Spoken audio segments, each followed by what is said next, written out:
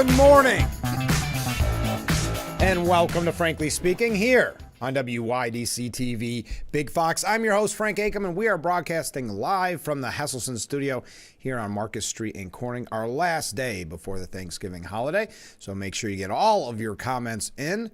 Today, we've got a lot to cover, by the way. We're going to start with some rather breaking news. Oh, I'm going to give you more updates. I know we were ahead of the curve here on Frankly Speaking with the breaking news that Sheriff Allard won all of the court decisions in that fight against the county. We brought that to you yesterday, and I saw it broke elsewhere later on in the evening. Well, we've got a little more information on it, the cost to Steuben County residents. So we're going to be talking about local issues, but we've got a lot of national issues. And now international issues. So let's get right to it. Israel's ceasefire with Hezbollah terrorists took effect early this morning, 14 months after the war broke out between the two sides in Lebanon. The Jewish State Security Cabinet signed off on the U.S.-backed agreement, and Prime Minister Benjamin Netanyahu approved the proposal, leading up to the pause in fighting that started after Hamas terrorists launched a deadly attack on Israel on October the 7th, 2023. The ceasefire calls for a 60-day pause in the fighting, starting at 4 a.m. local time, as both the Israel Defense Forces and Hezbollah terrorists clear out of southern Lebanon.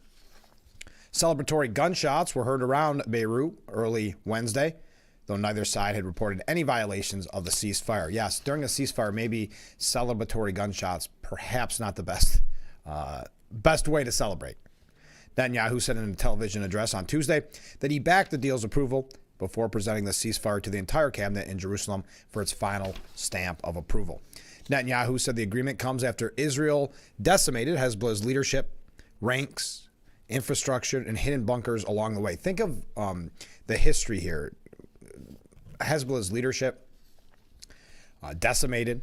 You had the amazing pager attacks. Still fascinating. It seems as if there could be a movie made out of the pager bombs and the assassination of Hezbollah leaders. So the ceasefire is now in effect between Israel and Hezbollah. Now, speaking of Israel, we've talked a lot about the anti-Semitism that has grown in this country on college campuses, but also in the streets. We saw that despicable October 7th, I don't know what you'd call it. I don't think you could call it protest. I'm not sure what you would call it, but the anti-Semitic,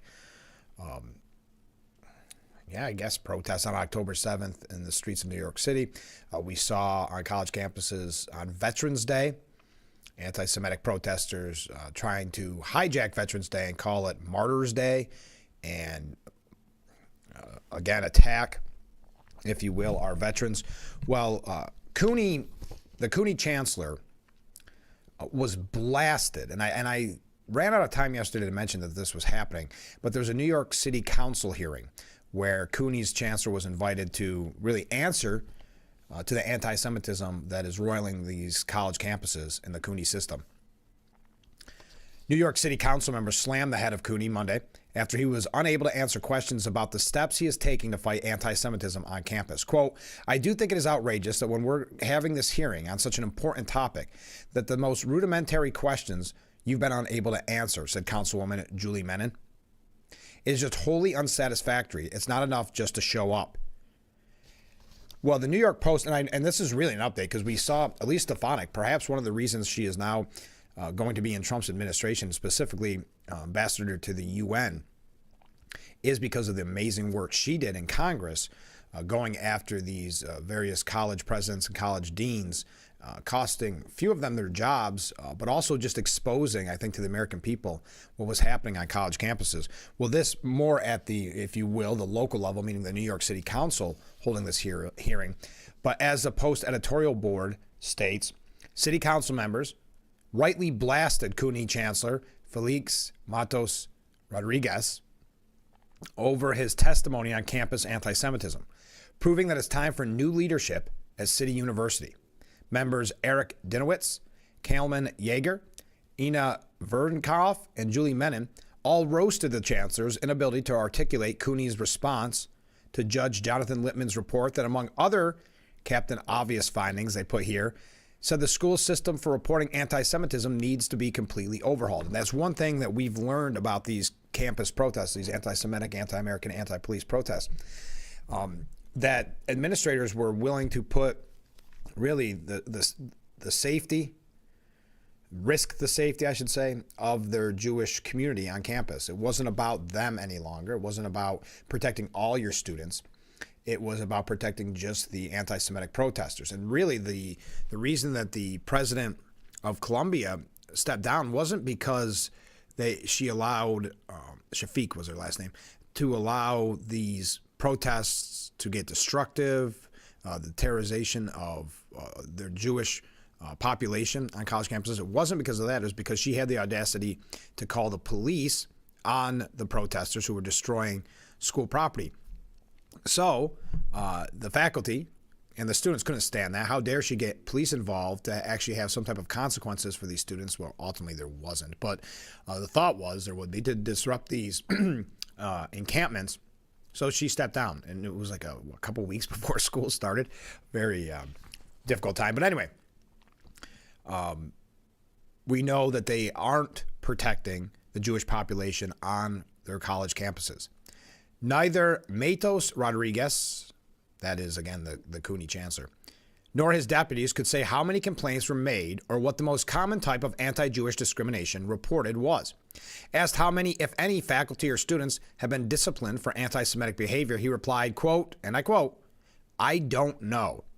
Now, it'd be interesting. I don't think it mentions it in this article, but it may towards the end, how much the CUNY chancellor is being paid to be in that position. So again, I don't know. That was his response.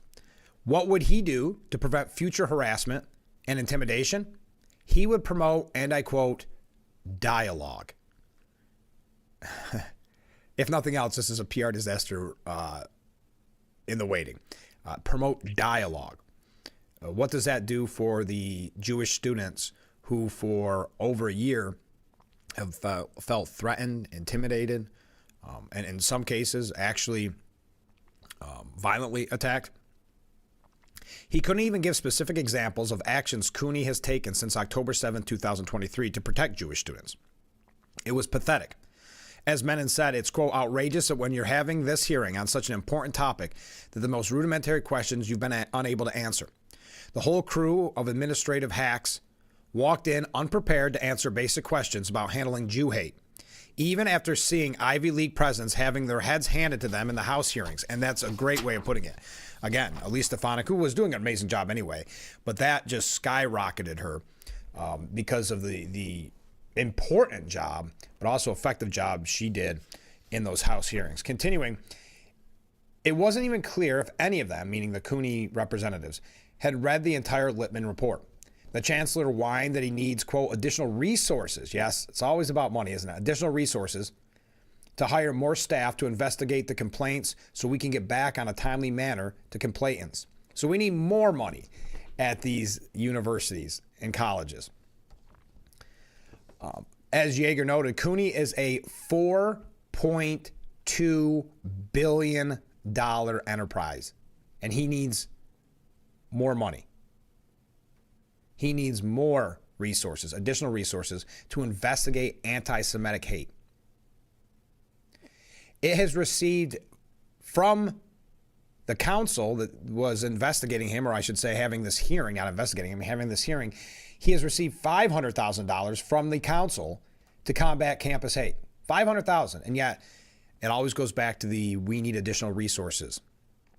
Adding insult to injury, the chancellor didn't stick around to hear later testimony from Jewish students about horrifying anti-Semitism on campus, nor ample evidence that a big part of the problem is CUNY, yes, faculty. And that's what we've been talking about so often in this program, that it's not just the students, it is the faculty that makes this so troubling. And remember, the faculty, in many instances, encouraging this, but also think of the student who may look up to them as kind of a parent figure as they're away from home, being encouraged to take part in these anti-Semitic, anti-American, anti-police protests.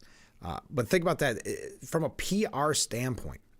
Wouldn't you stay around if you were the CUNY chancellor getting paid, I'm sure, very good money for your job? Wouldn't you stay around to hear the testimony from Jewish students that have been affected by this, when in Other questions, you had to respond, I don't know, to basic questions being asked about the anti-Semitism on college campuses. Whether Matos Rodriguez simply holds the city council in contempt or just doesn't care about out-of-control hate on his campuses, it doesn't much matter. He needs to go now, and the board that put him in charge should probably go as well. Governor Hochul and Mayor Adams, who chose those trustees, need to find better ones or they'll be fully complicit in Cooney's rot. So that is an update on something we've talked extensively about in this program. Speaking of Hochul and Adams, sources are saying, I don't mean to start your morning off like this, but sources are saying that former governor, disgraced Andrew Cuomo, will be announcing his run for New York City mayor very soon. And then you have that Richie Torres, the representative. There's some questions there about whether he's going to run for governor or maybe mayor, but it looks more like governor, and that would be a primary, by the way. He's a Democrat. That would be a primary. Governor Hochul already responding through her spokespeople about how far left he is, and it's going to be interesting. But yes, former Mayor Cuomo, according to sources close to him, he may be announcing a run for mayor very, very soon. All right, we got to take a couple short breaks. We need to take one short break, and then we got a couple things to talk about. We do have a few updates that kind of tie in with this idea, sadly, of woke culture. Because if you recall, I still have that article here somewhere, woke culture, for some reason, took up the mantle of anti-Semitism, where anti-Semitism became the new it factor in the woke movement. We are going to talk a little bit about woke. We've got a lot of media updates. This is a fascinating time. I hope that you like hearing about the destruction of kind of the mainstream media due to their bias, because we have some examples of this. Also, I don't know, I don't want to say strangely enough, but we do have an update on the Harris campaign, Harris Walz campaign.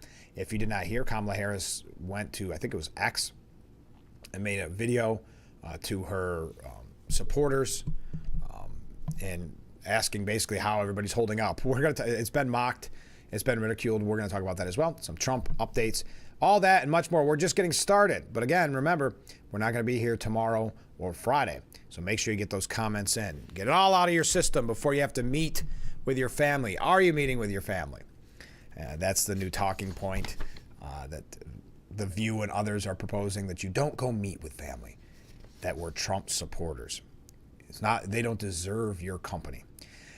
We may talk about that. All right, stay with us. We'll be right back with Frankly Speaking here on WYDC TV. Big Fox.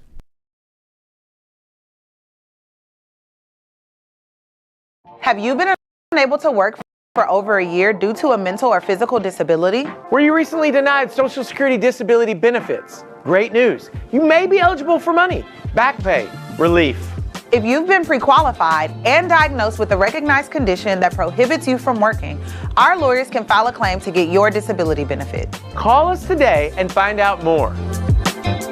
Call now, 844-617-0440. I'm Marianne Crawford. I've lived here for 70 years, but I do fine right here in my house, and I want to be here as long as I can be. And I feel comfortable knowing that if something happened to me, someone would know because of the cameras that are installed in various spots in my home. That has been a wonderful gift to me, to be able to have that security and that support from Full Circle America, and that's what it's all about.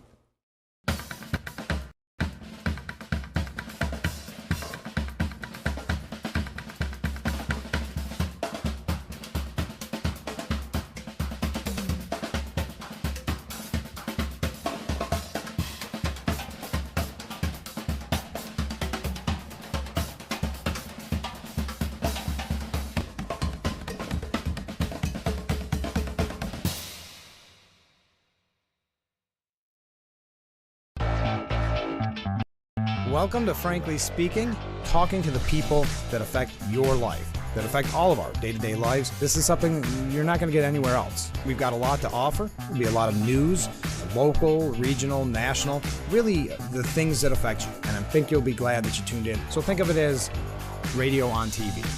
Frankly Speaking, Live. 2 hours long, starting at 6 a.m. on WYDC TV Big Fox. This is history making.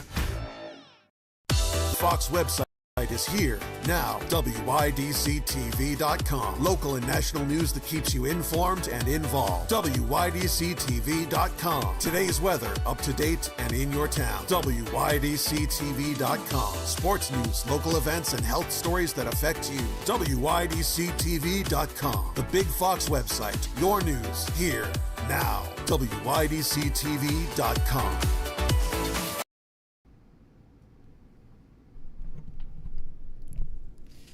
Frankly Speaking Roof Cam brought to you by Boss Security in Horseheads. Contact Boss Security for all your business and home security needs.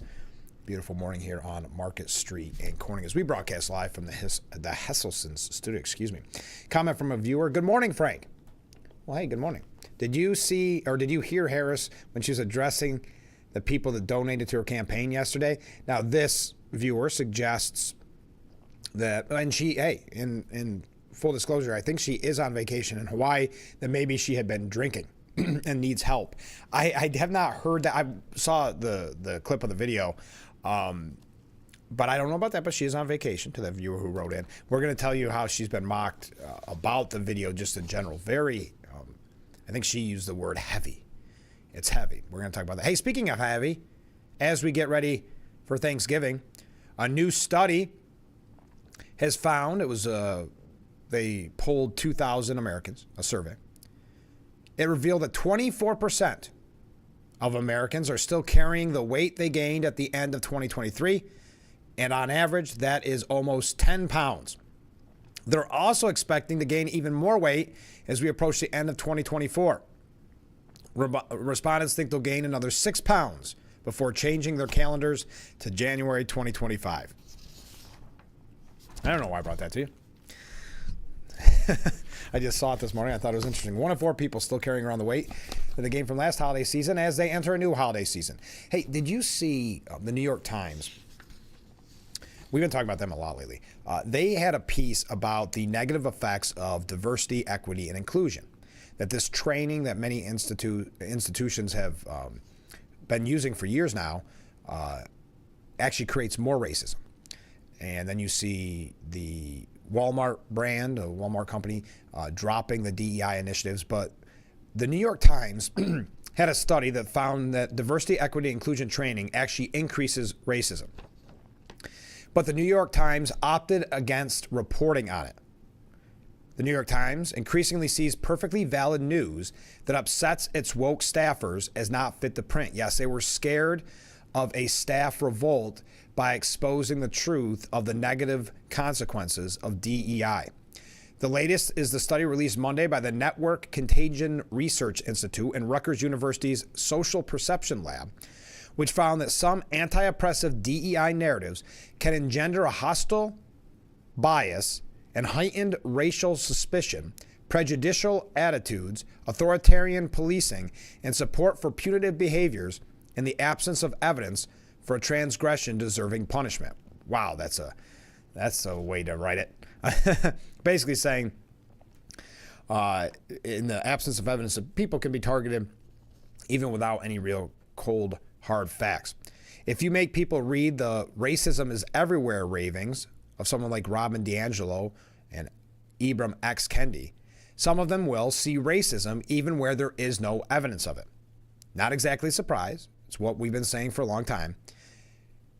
But it's pretty wild when you consider how corporate America and the Biden administration went all in on DEI training in the last years. Roughly half the U.S. workforce has had to do it, has had to take part in a DEI, that's diversity, equity, and inclusion training. Almost half. But the New York Times and Bloomberg News passed on publishing the study's results. An NCRI insider shared info with National Review showing that reporters from both outlets looked into it only to be called off by their editors. The Times editor apparently wanted to wait on peer review of the study, even though the paper hasn't demanded that in publishing stories on past NCRI research. He or she decided it wasn't worth risking the ire of the paper's social justice warrior hordes who've intimidated management into purging top editors and veteran reporters these last few years. Those that are woke don't completely run the place yet, but if this keeps up, they will soon enough. And then we saw that Walmart, amongst other, I think Harley Davidson was one, Farm and Tractor, others, ditching DEI, as Ricky Schlott from the New York Post says, because it divides people. It doesn't bring them closer together. DEI is dying as big companies wake up to the obvious truth. Dividing people divides people. Walmart is the latest company to hop on the trend of slashing diversity, equity, inclusion initiatives, joining Ford, Google, Meta, and Tesla. The company confirmed to Fox Business Monday that it will pump the brakes on its Racial Equity Center, which it launched back in 2020. I mentioned this to you yesterday.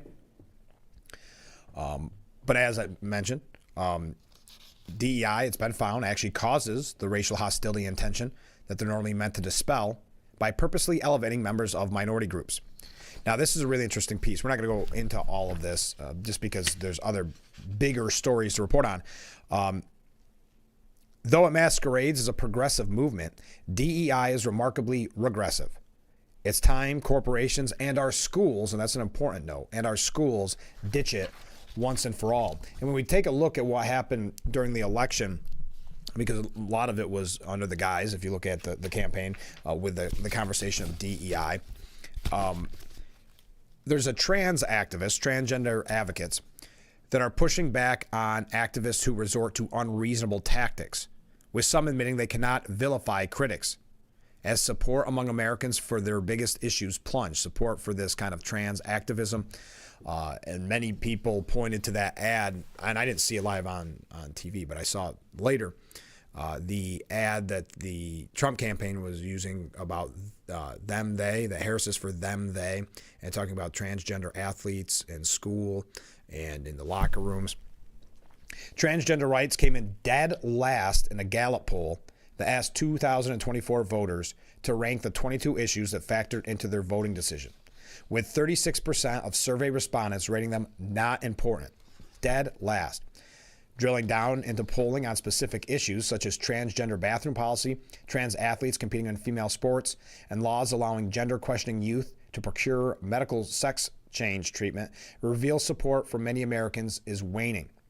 Some LGBTQ activists recently told the New York Times they believe the worrying dip in support is attributed to the zealotry of the movement, which emphasizes shame and forced compliance while discouraging any critical debate. Very much censoring any type of debate. I wouldn't say discouraging, completely censoring it. Quote, "We have to make it okay for someone to change their minds," said the executive director of Advocates for Transgender Equality. "We cannot vilify them for not being on our side. No one wants to join that team." Advocates cited tactics such as stripping distinctions of male and female from abortion and childbirth topics, being fanatical about pronoun use, and likening even unintentional misidentification of a trans person to an act of violence. And it has not helped grow their coalition of allies. As a matter of fact, you know something is up when AOC, of all people, changed her X profile to get rid of the pronouns and to now call herself a congresswoman as compared to a congress member.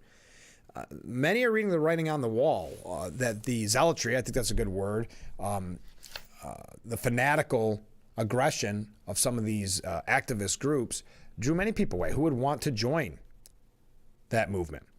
And like they said here, accidentally misidentifying someone being akin to an act of violence in their worldview. "No one wants to feel stupid or condescended to," said one activist. Rethinking how the issue is advocated has also become a part of the Democrats' ideological reckoning following the decisive loss in this year's election. The Trump campaign seized on Harris's past support for taxpayer-funded sex change operations for prisoners and turned her pushing of LGBTQ issues into one of the most effective campaign ad slogans of the election, which is "Kamala is for they, them. I am for you." Even a small group of Democrat Congress members have started testing the water in defiance of the trans lobby. Representative Seth Moulton, a Democrat from Massachusetts, said, "Here we are calling Republicans weird, and we're the party that makes people put pronouns in their email signature," which is a very good point. His office was protested by trans activists after he suggested transgender athletes competing against biological females could have an advantage or even injure other competitors, which has and continues to happen. And just by stating that fact, the censorship started, and they tried to protest him, tried to silence him. Tufts University Science Department chair purportedly claimed that the school would cut off internships with Moulton's office over his concerns. But the Boston institution quickly clarified that was not the case. Mara Kiesling, founder of the National Center for Transgender Equality, pointed the finger at activists for devoting so much energy to debating losing issues. Among them, including the demonization of Harry Potter author J.K. Rowling for her stance against the encroachment of biological males into female spaces and pretending any objections to transgender women in sports are invalid and rooted in discrimination. The issue of sports in particular, Kiesling noted, was an instance where Americans moved away from sympathizing with trans activists. We looked unreasonable, she told the outlet. We should be talking about the 7-year-old who just wants to play soccer with her friends. But Sharon Stone, I'm running late. I sure am. Sharon Stone has chastised, we'll tell you about it after the break. We had Alec Baldwin lecturing us yesterday. Now Sharon Stone doing the same about our ignorance, showing yet again that many have not learned their lesson. We're going to talk about that. Then we're going to get into the media. We're going to talk about Harris's video. We're going to talk about Trump. It's a busy morning. Yes, we're running late, but I'm having a blast. I hope you are too. Stay with us. We'll be right back.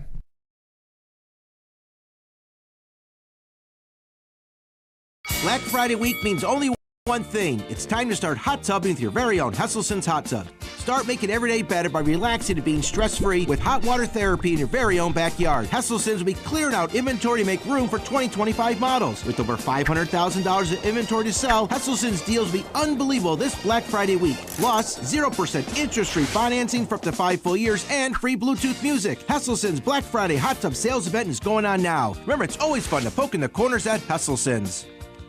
How many times you tried to clean a stubborn mess but end up with no success? What you need is the all-new waterproof Ruby Horsepower, the new cordless and rechargeable power scrubber that cleans faster and easier, guaranteed. Watch, baked on oven grease is no match. It blasts away dirt and grime in no time. The power comes from our rotating brushes, spinning at 350 RPM. The incredible torque fights calcium, mildew, mold, and more. Take it in the kitchen, where it busts through caked-on crud, or outside and tackle tough tasks with ease. Get your Ruby Horsepower with 4 additional attachments, all for just $39.99. Great news! They're in stock and ready to ship. Due to high demand, only 2 per order. Order now. Call 1-800-980-2344. That's 1-800-980-2344 or visit horsepowerscrubber.com.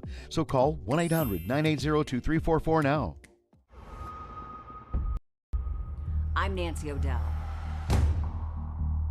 This is Crime Expose. It's chilling, taunting. We knew exactly who it was. Blood stains on her shorts. See you in September.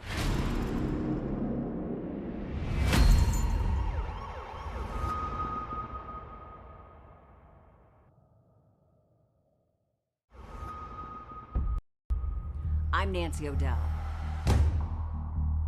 This is Crime Expose. It's chilling, taunting. We knew exactly who it was. Blood stains on her shorts. See you in September.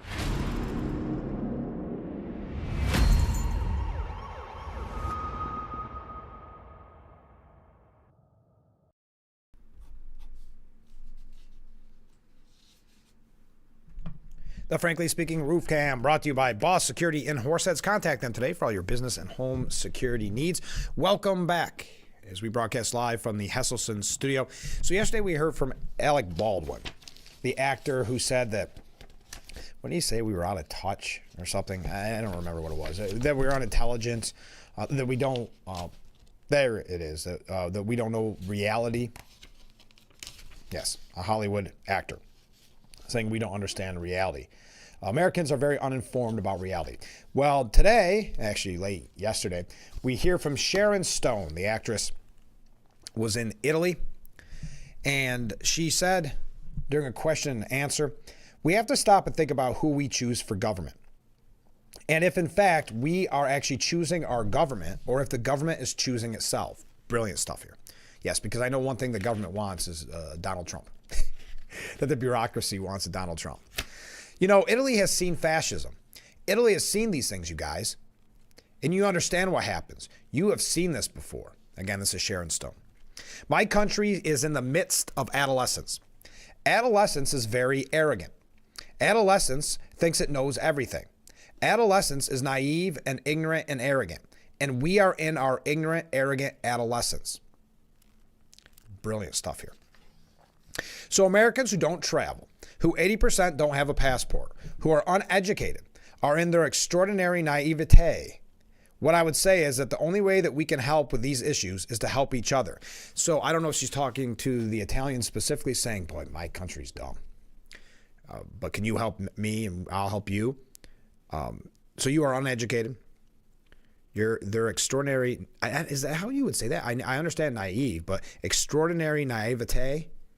I didn't think that's the proper usage of that. Not to like get down to that kind of critical. I'm just saying it sounds weird to me. We must say that good men must help good men. And those good men must be very aware that a lot of their friends are not good men. We can't continue to pretend that your friends are good men when they're not good men. And you must be very clear-minded and understand that your friends who are not good men are dangerous, violent men. And you have to keep them away from your daughters, your wives, and your girlfriends, because this is the time when we can no longer look away when bad men are bad. Wow.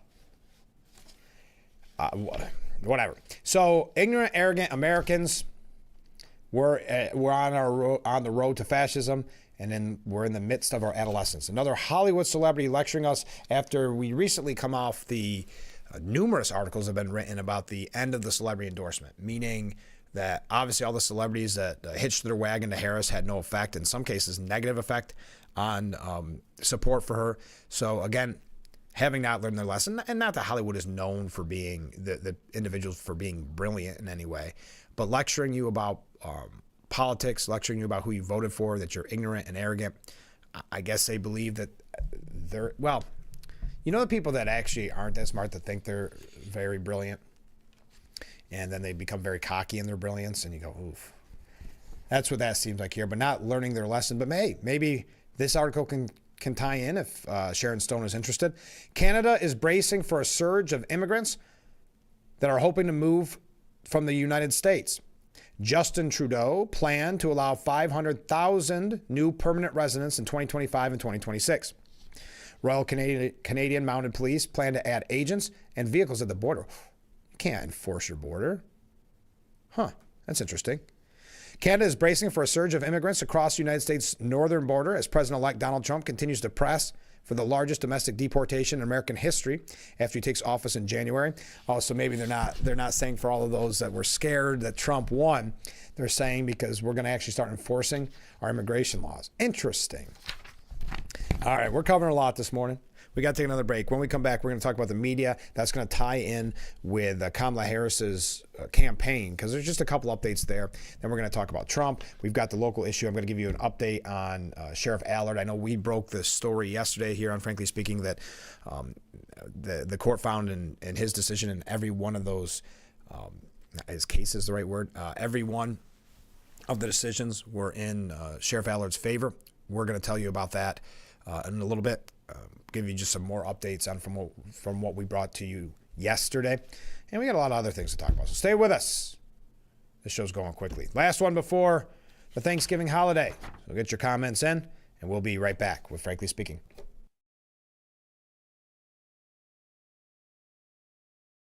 Now you can leave home and leave the tanks behind with Inogen, the portable oxygen concentrator that moves with you. This little box changed my life. I can now do all those things that I want to do. You just press the button here, and there's my oxygen.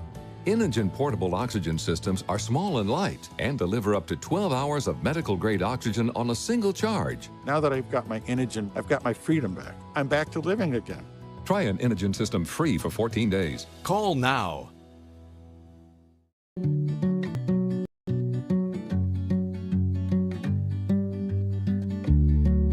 When we have the food we need, we are at our best. We push further. we rise higher. We unlock our full potential. When we are at our best, we have more to offer the world around us.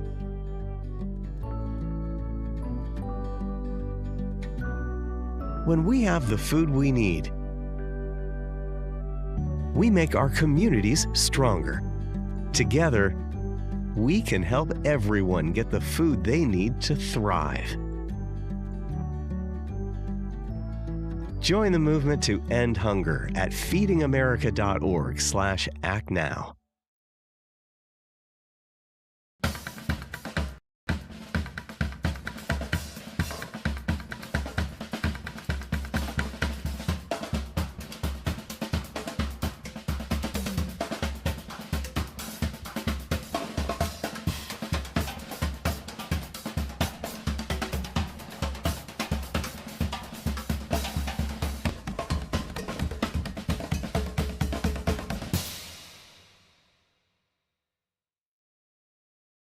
It's a season of sharing.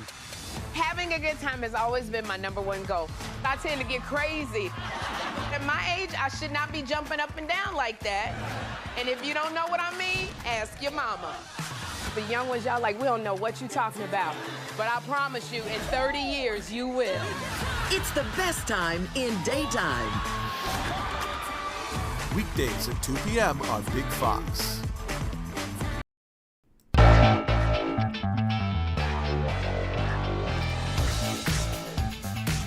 Thank you again to Boss Security. Contact them today. They're right in Horseheads.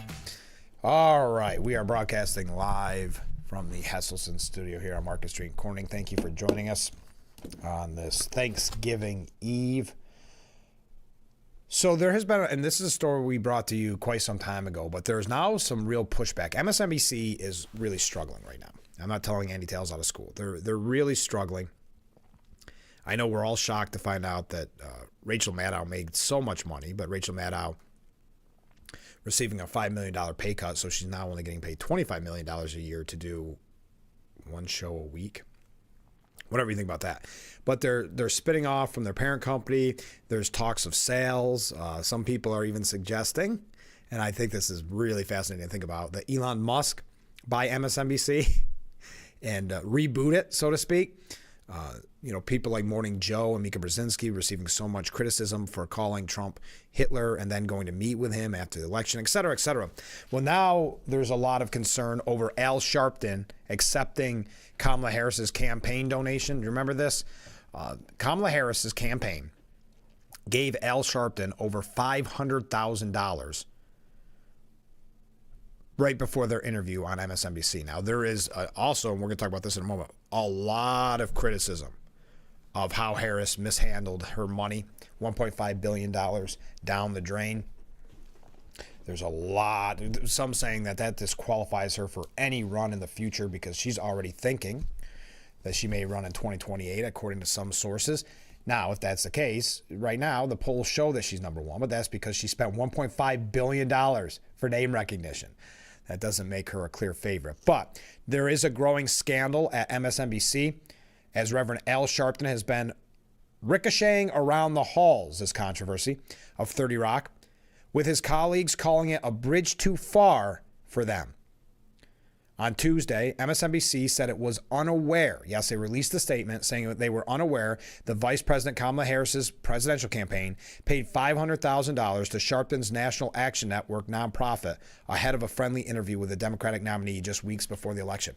But imagine being so insecure in your interview style that you felt the need to essentially pay to play with Al Sharpton.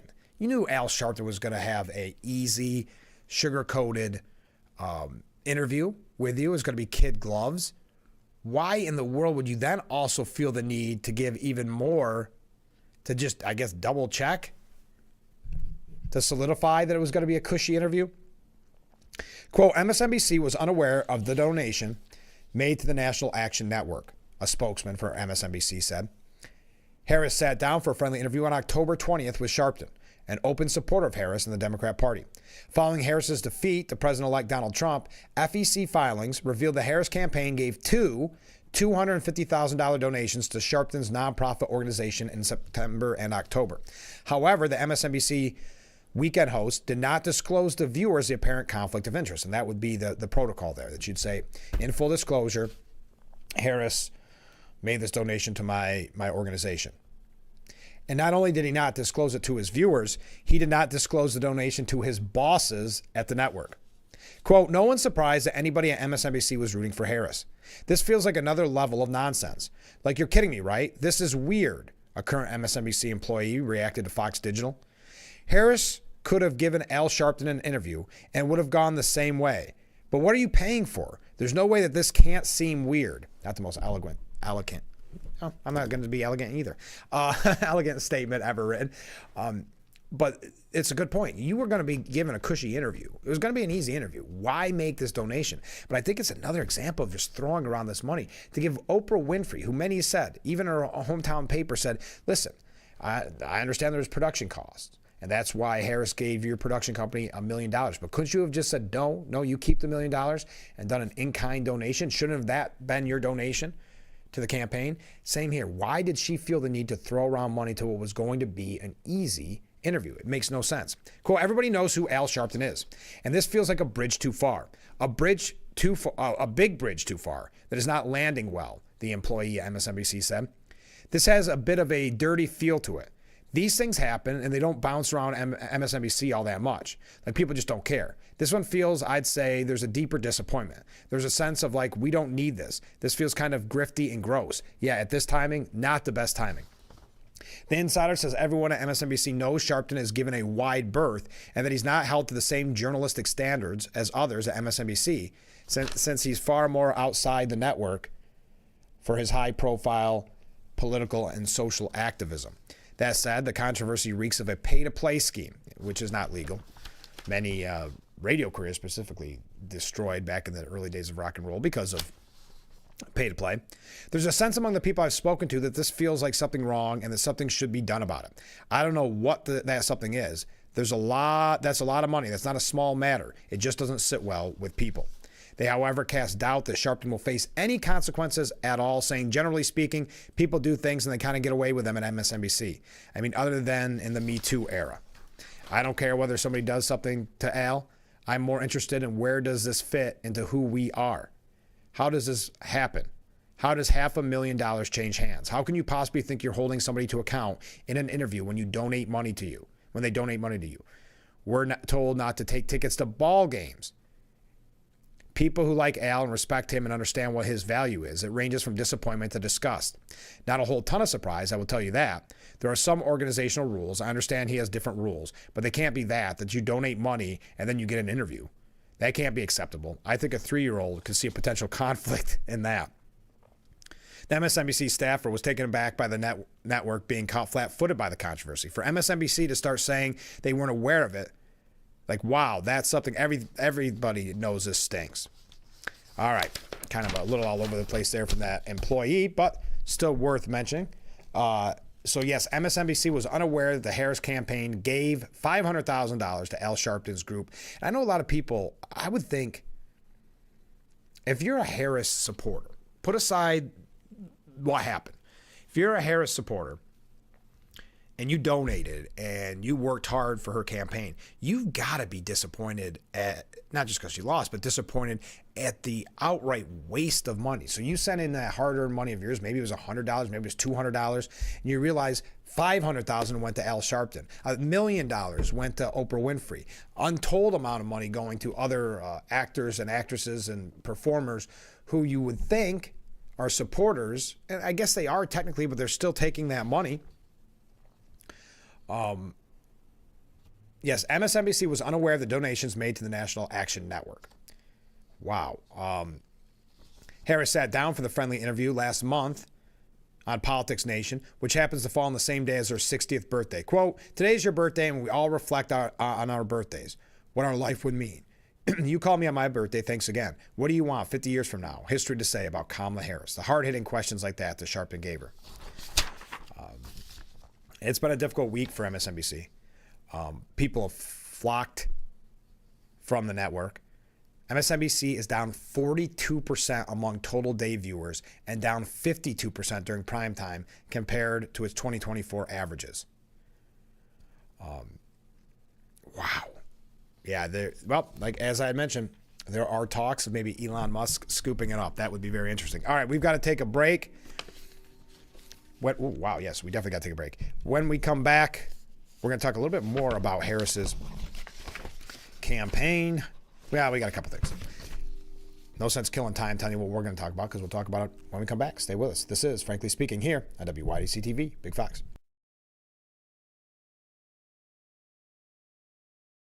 If you or a loved one regularly used hair relaxers or straighteners and were diagnosed with uterine, ovarian, or endometrial cancer, you may be entitled to significant financial compensation. I've used hair relaxers for years. I had no idea they could cause cancer. Chemical hair relaxers and straighteners have been linked to serious conditions, including several types of cancer. If you used hair relaxers and have been diagnosed with uterine, ovarian, or endometrial cancer, call us now.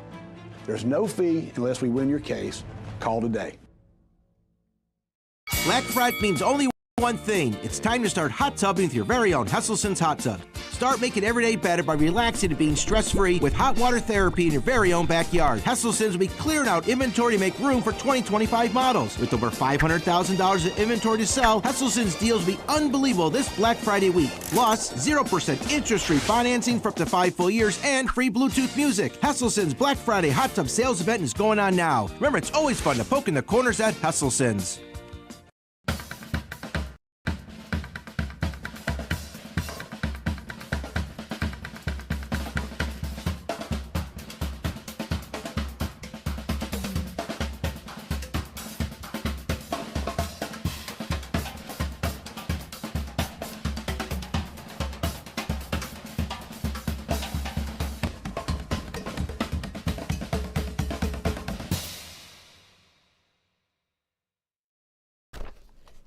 Thank you again to Boss Security for sponsoring the roof cam. Look at the hills as the sun's starting to rise.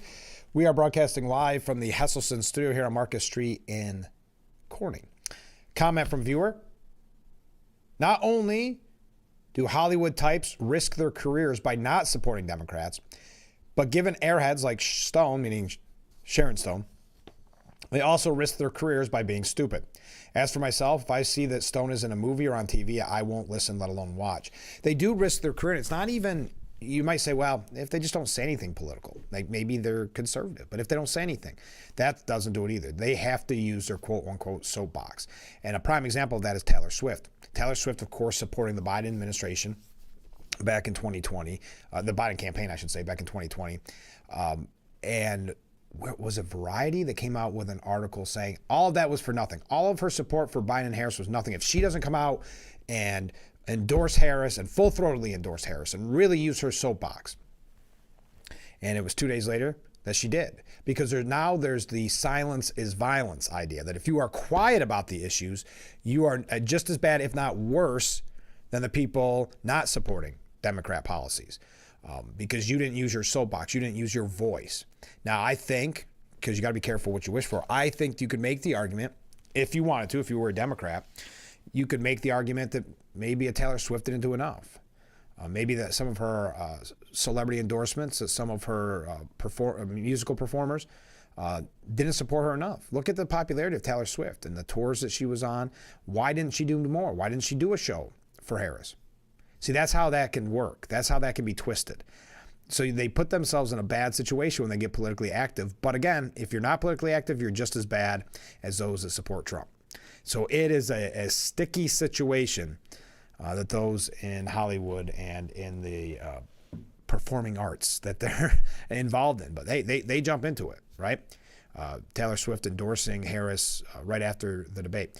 Another comment regarding Harris's spending. I wonder if she took lessons from the super mayor. Good point. Tiffany Henyard from Dolton, Illinois, the super mayor. I don't think we've ever actually seen the final numbers on how much she spent, but I know that she's allegedly drained the coffers and they are now in debt when they had a surplus. But she is, as this viewer said, she is, after all, a tax and spend Democrat. Yeah, I think if nothing else, it really does show what would have been her policies regarding spending, because that money, outrageous numbers being spent. I did want to mention this, somewhat breaking news coming in late last night. President-elect Donald Trump announced Tuesday, I'm going to try here, we will learn to say it correctly, I'm sure, by the time the 4 years are up. Jay Bhattacharya, serving as the director of the National Institute of Health during Trump's second term in the White House. Bhattacharya, a Stanford University professor and staunch critic of pandemic-era lockdowns, will be tasked with leading the federal government's medical research efforts and will work in cooperation with incoming Health and Human Services Secretary Robert F. Kennedy Jr., the president-elect said. Quote, Jay is a co-author of the Great Barrington Declaration, an alternative to lockdowns proposed in October of 2020, Trump said in his statement. Twitter secretly placed Bhattacharya on a Trends blacklist, which prevented his tweets from trending over his views on the pandemic back in 2022, with those Twitter files exposing the truth after Musk bought Twitter. Together, Jay and RFK Jr. will restore the NIH to a gold standard of medical research as they examine the underlying causes of and solutions to America's biggest health challenges. Bhattacharya, who holds both a medical degree and doctorate in economics from Stanford University, said he was honored and humbled by Trump's nomination. Quote, we will reform American scientific institutions so that they are worthy of trust again and will deploy the fruits of excellence, science, to make America healthy again. All right, so that is an update from yesterday. We got to take another break and wrap up hour number one of Frankly Speaking. Get ready for hour number two. We are going to give you an update on Sheriff Allard and his statement after the Supreme Court issued their decision. We'll talk about that in the top of the hour, and a couple things here about Harris's campaign and a little bit more about Trump. But I did want to bring you that Bhattacharya will lead NIH under the Trump administration. Stay with us. We'll be right back with Frankly Speaking here on WYDC TV, Big Fox.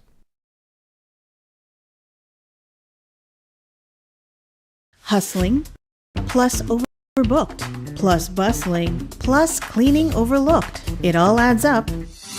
With Mary Maid's professional cleaning services, you'll have one less thing to worry about. Mary Maid's. Relax. It's done. Hustling, plus too busy, plus bustling, plus in a tizzy. It all adds up. With Mary Maid's professional cleaning services, you'll have one less thing to worry about. Mary Maid's. Relax. It's done. Something with a diamond in it. Diamondback rattlesnake. It's in the name.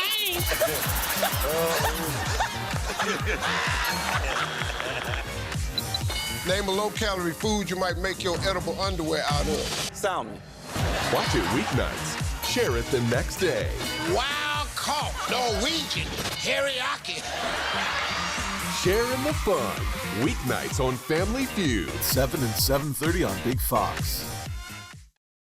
Shell Missy face off in Why can't we watch DuckTales?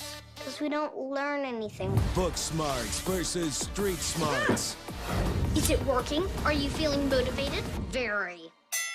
It's the battle of twins. Life is so confusing. I always hoped it would be easier for me when I grew up. It's gonna be all right. You were faking. Bazinga. Young Sheldon. Weeknights at 6:30 on Big Fox. Frankly Speaking Roof Cam, brought to you by Boss Security in Horseheads. Contact them today for all your business and home security needs. We are broadcasting live from the Hesselson studio here on Marcus Street in Corning. A couple comments from viewers as we wrap up hour number one. Good morning, Frank. Well, good morning. It's difficult to see the lack of humility with the Hollywood elite. I actually felt sorry for Alec Baldwin when he was in trial over the Rush shooting. But he's right back to being the ungrateful, unfunny, below-average actor that he really is. He loves to talk about the uneducated, but I'll be willing to bet that he can't change his own oil or do basic plumbing. I believe that it's time to redefine educated. Well, that's a very good point, time to redefine educated. That is something we talk about, especially with the way the universities and the colleges are quote-unquote educating students that we've talked so often about, going back full circle to the beginning of this hour, talking about the anti-Semitic protests on college campuses, the faculty that are involved in that. But you're right. I don't believe Alec Baldwin, well, look, he obviously wasn't educated in gun safety. That was horrific what happened. So this lecturing, it's just hard to hear this lecturing from a Alec Baldwin or a Sharon Stone, because really it was an out-of-touch celebrity that turned a lot of people off in the election to Harris. Because many of us saying, well, geez, I can't afford groceries on my table. I can't feed my family, let alone pay $300 for a ticket to see that person performing at Harris's campaign event, see them perform in concert. I'd like to take some time off from work and go see Bruce Springsteen comes to mind. But I can't afford $300 for a general admission ticket, $200, whatever the case may be. So that I think that really had a negative effect that Harris didn't take into consideration. So it is hard to be lectured. And I point to Bruce Springsteen because it's a prime example. He was very much one of those people that jumped on the one percenters, that he hated the rich, and he would lecture you. After you spent that good, hard-earned money to go see him in concert, he would lecture you about the elite rich, all while charging you $150, $200 for general admission, thousands for front row and seating, lecturing you about the 1%, as he is a part of the 1%. And then he was performing for Harris. I just use him as an example, but let's say Lizzo or some of the other people that performed for Harris. Many people saying, I can't afford groceries, let alone to buy a concert ticket for those people that are telling me who I should vote for. And Alec Baldwin saying that you're out of touch with reality. Sharon Stone saying you're uneducated and arrogant. Whew. Well, it ties in with the mindset, apparently, of the left, which is you're garbage, you're deplorable, you are irredeemable, you're a bitter clinger, etc., etc. Another comment from a different viewer. Good morning, Frank. Well, good morning. I'm having trouble sleeping, worrying about how Rachel Maddow is going to be able to survive having had a $5 million pay reduction. So tragic, I know. It's one of the tragedies of our time. I know I've been bringing this up a lot on the program to highlight the struggles of MSNBC right now. But imagine that $5 million cut sounds like a lot until you realize she was getting paid $30 million. Now getting paid $25 million to do a show 1 day a week.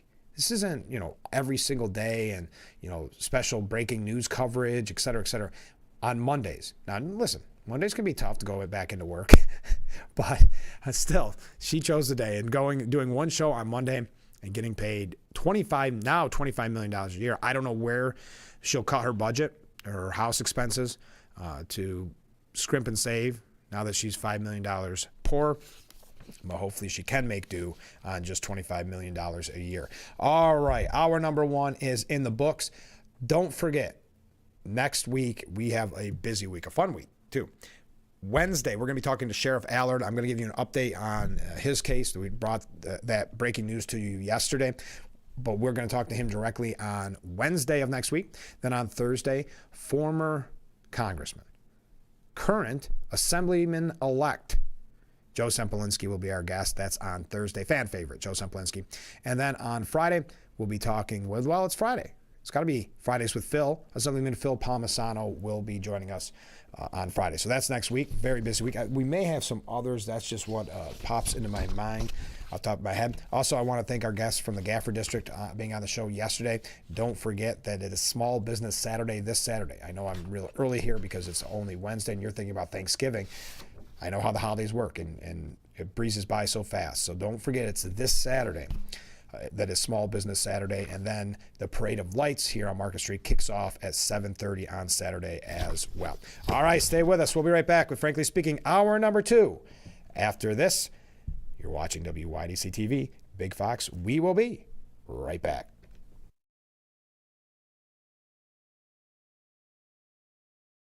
Black Friday week means only one thing. It's time to start hot tubbing with your very own Hesselson's Hot Tub.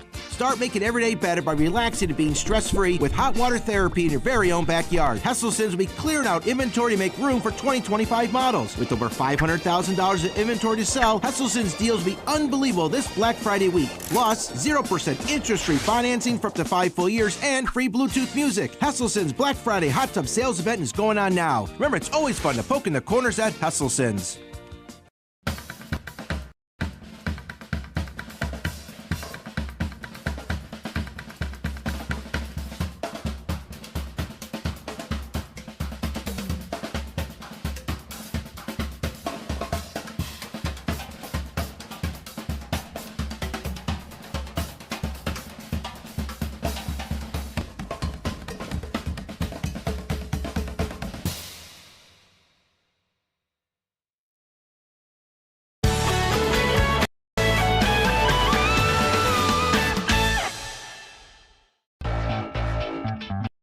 welcome to Frankly Speaking, talking to the people that affect your life, that affect all of our day-to-day lives. This is something you're not going to get anywhere else. We've got a lot to offer. There'll be a lot of news, local, regional, national, really the things that affect you. And I think you'll be glad that you tuned in. So think of it as radio on TV.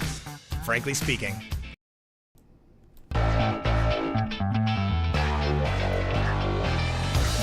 Hour number 2 of Frankly Speaking. Thank you so much for joining us this morning. I'm your host, Frank Acom. We are broadcasting live from the Hesselson studio here on Market Street in Corning. We got a lot to cover in this last hour. I want to start with an update. We had a breaking news story yesterday. We actually, I believe, as far as I can find, we were the first to report on it here on Frankly Speaking, and it was a big story. It's something we'd been talking about for an extended period of time, unfortunately, because the longer that period of time lasted, the more expensive it was for taxpayers in Steuben County. But that was the battle between Sheriff Jim Allard and the county in Steuben County. And it's been ongoing for quite some time. And we broke the story to you going on the air yesterday. And then I saw other outlets much later in the day. I'm proud that we could get that information to you. But we do have some continued updates on it, just meaning a little more information. Nothing's changed from what I told you yesterday. But on November 25th, and we reported it the next morning, New York State Supreme Court Justice Jason Cook issued a written decision and order. The court, after examining all evidence and testimony, concluded that the county, Steuben County, had engaged in multiple questionable practices, and that the discussion and vote held only in executive session of the Public Safety and Corrections Committee regarding legislation to strip the sheriff of indemnification was, quote, not permissible under the express conditions and enumerated purposes set forth in the statute. Purposes, even. Furthermore, the court found that the failure of the legislature to follow the open meetings law irreparably taints the legislator's actions. The court ultimately found that the indemnification was revoked as an act of bad faith to punish the sheriff, just as the county had previously threatened. The court issued the following order. Ordered that local law number 11 of 2023 was unlawfully enacted and is deemed invalid. And it is further ordered that respondents are enjoined and prohibited from implementing local law number 11 of 2023 in effect. And it is further ordered that the decision and order is without prejudice to the Steuben County Legislature to readdress the issue of the sheriff's indemnification. And it is further ordered that respondents' motion for sanctions is denied. Throughout this, now this is where the new information comes. We know that Sheriff Allard was vindicated on all issues, so he has won this easily. But this is where it gets even more troubling that he even had to go through this. Throughout this legal fight, the county has used taxpayer money to both initiate and defend this, quote, bad faith action. Steuben County residents have paid for the following outside legal services used to defend the county's action. So this is what the county paid to bring up this lawsuit against Sheriff Allard. In total, $76,726.66. Okay, so that's two legal entities that they had to pay for. But there's more. The legislative action commenced in July of 2023. As part of the executive session material and debates by the legislature regarding the sheriff and the sheriff's office, several presentations occurred only in executive session by an attorney from the Phillips Lytle law firm. During the same period, the county used taxpayer monies to contract with a professional media consultant to release a video defending the county's actions. Yes, the PR video. You may have saw it at the time. And that company was called Communications Council. They paid $8,941.50. And finally, from August of 2023 to September of 2024, Steuben County residents have paid for the following legal services. Phillips Lytle LLP at $113,079. So $113,000. The county has spent nearly $200,000 of taxpayer money to initiate and defend their actions. The sheriff is thankful that justice has been served. As always, all Steuben County residents are encouraged to be active in their county government. The sheriff and the men and women of the sheriff's office remain committed to their public safety mission, as well as serving the citizens of Steuben County. For more information about the Steuben County Sheriff's Office and its various activities, programs, and duties, you can follow them on Facebook. Thank you very much from the sheriff. We broke that story for you yesterday.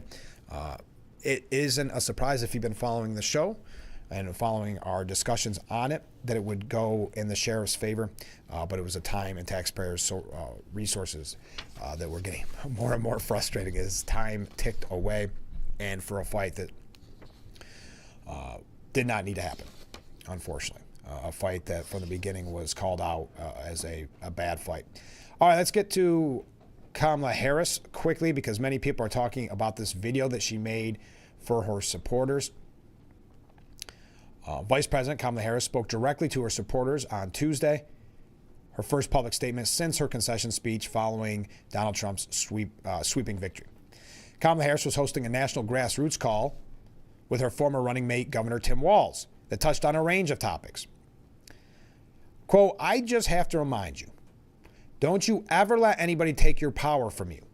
You have the same power that you did before November 5th, and you have the same purpose that you did, and you have the same ability to engage and inspire. So don't ever let anybody or any circumstances take your power from you." She said in one segment, "What we did in 107 days was unprecedented. Think about the coalition that we built, and we were so intentional about that. I know and believe that the best movements that are about progress in our means, and it's the leaders that we are dedicated to the coalition." Now, as she consoles her supporters, saying things like, "I know this is an uncertain time. I'm clear-eyed about that. I know you're clear-eyed about it, and it feels heavy," she continued. "I just have to remind you, don't you ever let anybody take your power from you." That was her big takeaway line. So don't let anybody or any circumstances take that power away from you. Now, Tim Walz was a part of the conversation too. He appeared glum, saying, "Candidly, it's a bit scary," meaning Trump's win. "I hope all of you take care of yourselves, take care of your families, find a place in your community to heal, both yourselves and your community," he said. Neither offered an explanation of how their well-funded campaign managed to lose every swing state, $1.5 billion to lose every swing state. A snippet of Harris's 10-minute-long pep talk to supporters was shared on X by the Democrat National Committee and then roundly ridiculed. Ben Williamson, a House GOP staffer and former Trump White House aide, said, I'd read a 5,000-word article on how this got approved for release." How this was released, yeah, because normally things like that need to go through approval. A final 30 seconds of circular references for the road, highlighting the word salad. Dan McLaughlin, a writer for the National Review, said no video like this would ever have been released by a politician who is not hated by her staff. Oh, interesting point. We know she's had staffing issues in the past. 90% of former employees had quit. She had a high rate of turnover, so that's an interesting point. No video like this would have ever been released by a politician who's not hated by her staff, saying they shouldn't have released this. If she wants to do this video for supporters, fine. The supporters are pretty forgiving in that instance, but to release it on X by the DNC, disastrous move, maybe a way to already keep her down before going to 2028. RNC staffer Gates McGavick suggested that Harris best play is to lay low for like 6 months, but noted that the fact she doesn't realize that is perfectly on brand. Yes, why? Listen, she essentially just less than a month ago gave her concession speech. Why this video now, and why release this video on the national platform X? Now we know that Harris and second gentleman Doug Emhoff are in Hawaii for a vacation, opting to skip the so-called losers party, is what it's called in politics, at the White House, during which donors and insiders convene on the executive mansion. So instead, she did this video. Some of the video released, people calling it, well, cringeworthy, very typical on brand with how Harris ran her whole campaign. The word salad, the awkwardness, and then, of course, why, the question being asked, why would she even release it? She said near the end of her remarks, "We are all in this together, all right? We are all in this together." Wishing her supporters a happy Thanksgiving. "I wish for you that you are surrounded by the people you love and who love you. I encourage you to be around family in whatever way you compose that family.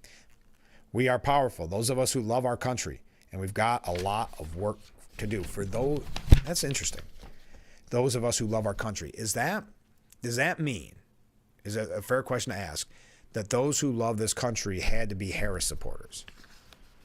I'm not reading too much into that. We are powerful. Those of us who love our country, and we've got a lot of work to do.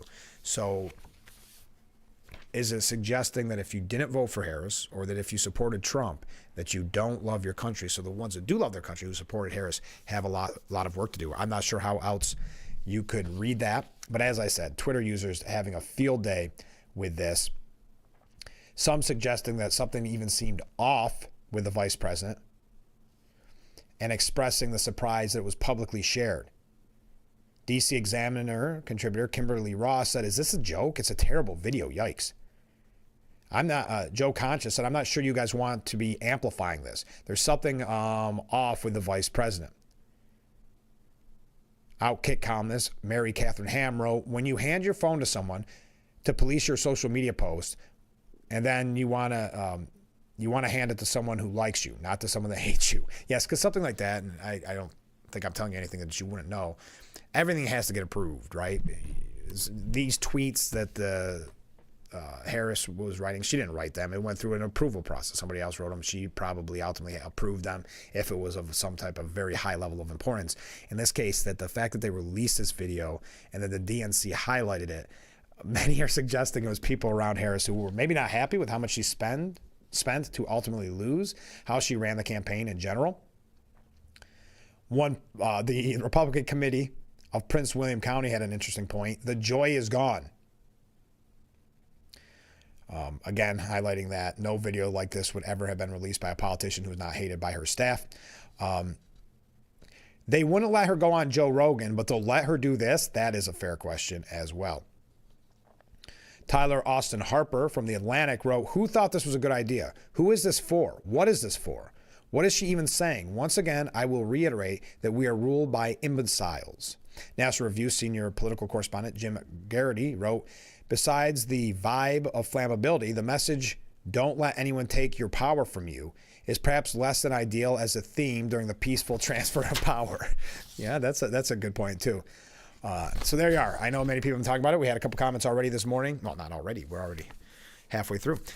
Talking about the video. It was very awkward. Very awkward. I'm not sure why they would release that. I think most people that were in politics would say don't release that.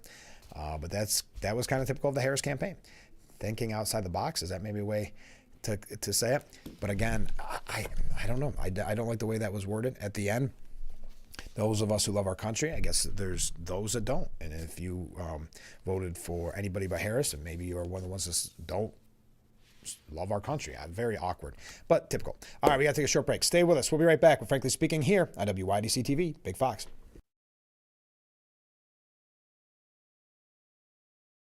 Wow, you found it. I did. The History of Water Part 6? I've been dying to read this. I know, honey. I always wanted that book. At Culligan, we get that most people don't think about water like we do, and that's okay. You see, when we install one of our high-efficiency water softeners, we're thinking about hard water and limescale buildup, so you can just think about longer-lasting appliances and softer skin and hair. At Culligan, we think about your water, so you don't have to. Call today to schedule your free water test. Enter brand new kitchen appliance that does all the work for you. A hassle-free solution that sears food, stirs it, even shreds it in one pot that you can set, then forget about, and come back to delicious, perfectly prepared meals that cook up to 60% faster without having to do a thing, except enjoy a little extra free time. From the trusted brand Power XL, there's the StirMax Multi-Cooker, the revolutionary new countertop appliance with a built-in auto stirrer that gives you the freedom of adding your favorite ingredients and walking away. No more stirring food. StirMax is the one-pot solution that does everything for you. The secret is the unique pot shape and groundbreaking StirMax technology that's automatically programmed to rotate the paddle clockwise, then counterclockwise to help prevent jams and food from burning while infusing flavor. Powerful enough to even shred food. With large 7.5 quart capacity and lightweight, attractive design, the entire pan goes right to the table. StirMax features 9 different cooking functions: saute, slow cook, cook stews or soups, keep warm, steam and boil, cook risotto or rice, Plus, the multi-step smart presets, Stir Max or Braise Max, that sears and sautés food before automatically switching to simmer. With premium ceramic coating that's BPA, PFOA, and PTFE free, scratch-proof, and won't ever stick. Then the entire pan goes right into the dishwasher. Now, you can try the Power Excel Stir Max multi-cooker with tempered glass lid and recipe guide in your home for 30 days for just $14.99. But it gets even better. You also get the entire bonus package absolutely free. You get the steamer and rice basket. For fresh, healthy meals, the Stir Max serving spoon and ladle. It snaps right on top of your Stir Max, plus $100 in free grocery coupons. We'll even ship your order next business day absolutely free. Plus, every Stir Max comes with a 1-year ironclad VIP protection plan and a 90-day money-back guarantee. This is an exclusive TV-only offer, so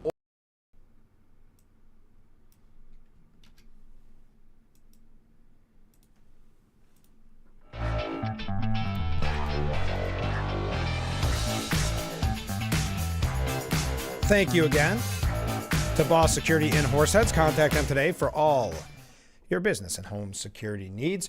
You're watching Frankly Speaking as we broadcast live from the Hesselson studio. A couple comments from viewers this morning. So, Frank, I've heard the silence is violence mantra when they tried that a few years back. And I think we need to be anything but silent. We can respectfully disagree, but we need to say so. When we give them the power, that's on us. It's nonsense, and we need to say so.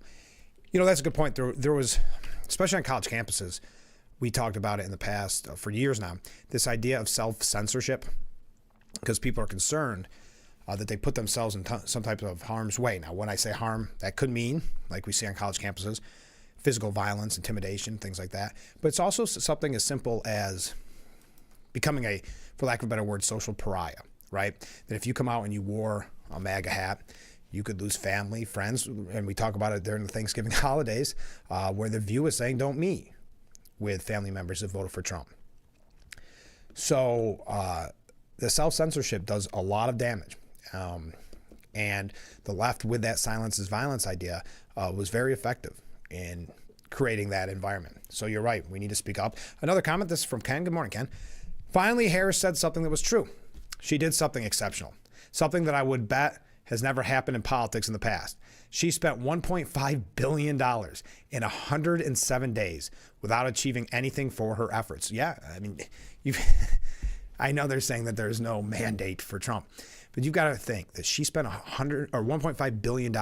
Now, keep in mind that obviously a lot of money, $1.5 billion in 107 days, but also think of the extra money involved, the in-kind donations, if you will, the free publicities that she was getting. Every mainstream media outlet was praising her, talking about her momentum, all while attacking her opponent, Donald Trump. And you've got to think of appearances like Stephen Colbert, The View, Saturday Night Live, all of those essentially free advertisements. So she somehow spent $1.5 billion and billions more untold, technically, in it's called earned media. And earned media, getting the media to give her positive coverage, the various talk shows. So if you could put an actual number on it, it would be even more startling. But yes, $1.5 billion in 107 days, and lost all the swing states, lost the Electoral College, lost the popular vote, and if you want to saddle her with this, lost the House and the Senate. Now, according, and this is a perfect tie-in, so thank you for the comment, Ken, Kamala Harris's failure to win the presidential election, despite that war chest of $1.5 billion, quote, disqualifies her from ever running for office again, said one Democratic mega donor. Now, there's a lot of mega donors. We talked about this before the election, that big money had the most say in this presidential election probably than any in history, using their big money to help force, Pelosi and Schumer and others, by the way, that ultimately did it, and Obama, but forced Biden out because the money dried up. They said they were no longer going to donate. And then as soon as he dropped out, of course, they flooded Harris's campaign with money to make it look like she had the momentum. But so much big money being spent on Harris, and for what? So this is from an anonymous Democratic mega donor. I think this disqualifies her forever. Oh, no, I'm sorry. It wasn't anonymous. I apologize. It was mega donor John Morgan. He was on Chris Cuomo's show saying, I think this disqualifies her forever. If you can't run a campaign, you can't run America. Yeah, think of what her spending habits would have been like with the taxpayers' dollars if she were to be elected. The same thing is going to follow Harris for the rest of her career. She cannot be trusted with the money, and the donors are going to be like, where is this money? Now, this mega donor, John Morgan, is the founder of Morgan & Morgan. Morgan's shocking comments came as he described the missing $1.5 billion as a Mad Max-styled event, as the money may have been stolen legally. All of a sudden, everybody's got the key to the candy store. Ad buyers, talent, consultants. There's 100 days to do it, and the money starts pouring in. It wasn't pouring in for Harris. It was pouring in against Trump. Everybody that was voting and supporting Harris was really voting against Trump, and everybody that was for Trump was voting for Trump. He said the part that no one would say. We said it at the time, but none on the left would say that it didn't matter who was running against Trump, as long as it was not Trump. I mean, that was their thought. I had some numerous people come up to me, and it was always some different item, but they'd say, I'd vote for a ham sandwich over Trump, or I'd vote for Mickey Mouse over Trump. So it was never about Harris. So this money was coming in anti-Trump. It wasn't coming in Harris. But he has a good point, almost stealing it legally, meaning that everybody had the key to the candy store. Everybody had the blank check, right? Morgan also pointed to Harris spending $900,000 to plaster her face on the Las Vegas sphere. And then she ultimately lost Nevada. Yeah, there was something, going back to what that viewer said, there is something to be said about her similarities between super mayor Tiffany Henyard from Dalton, Illinois, who had her face plastered on posters all around town at taxpayers' expense. Harris having spent nearly $1 million, $900,000 to have her face on the new Las Vegas sphere. There's a lot of whispering. There's a lot of names of people who got paid, said Morgan. Wait, let me take a step back. If you don't run the ads, the buyer doesn't get paid. The ego, the crazy, the commissions, because it boils down to advertising expenses reached a whopping $494 million for advertising expenses. If you don't run the ads, the buyer doesn't get paid.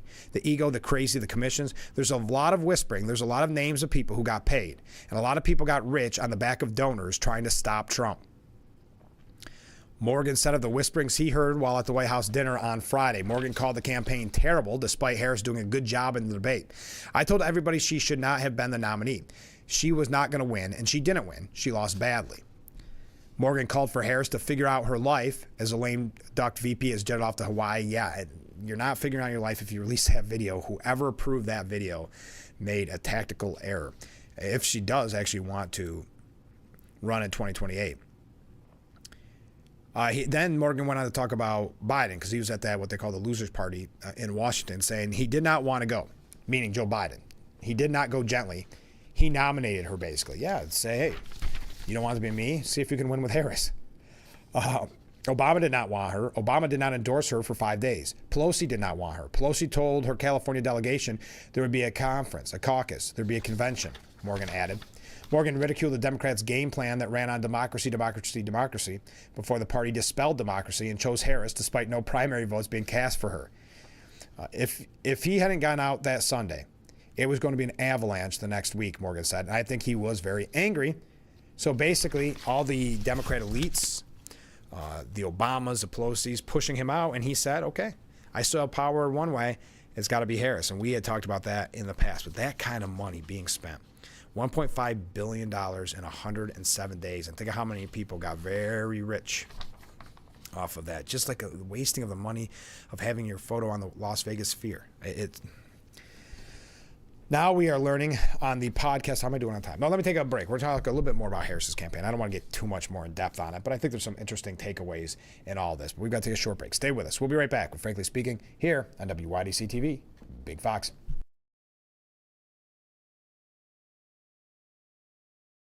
If you or a loved one regularly used hair relaxers or straighteners and were diagnosed with uterine, ovarian, or endometrial cancer, you may be entitled to significant financial compensation. I've used hair relaxers for years. I had no idea they could cause cancer. Chemical hair relaxers and straighteners have been linked to serious conditions, including several types of cancer. If you used hair relaxers and have been diagnosed with uterine, ovarian, or endometrial cancer, call us now. There's no fee unless we win your case. Call today. How much longer will it take? How much longer until you realize where you're headed? How much longer will it be until you pick up the phone and call the New York State Quit line? Our coaches can help you double your chances of successfully quitting. So call now while you still can. Call 1-866-NY-QUITS.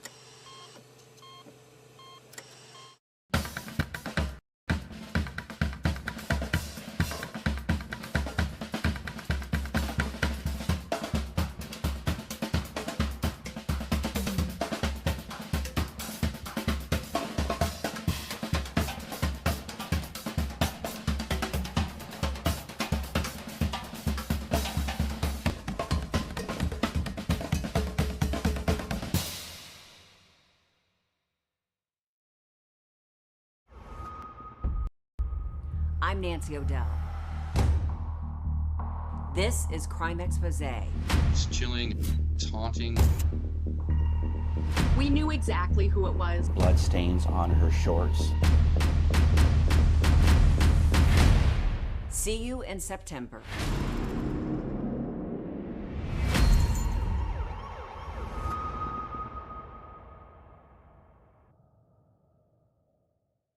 The Fox website is here now. WYDCTV.com. Local and national news that keeps you informed and involved. WYDCTV.com. Today's weather up to date and in your town. WYDCTV.com. Sports news, local events, and health stories that affect you. WYDCTV.com. The Big Fox website. Your news here now. WYDCTV.com.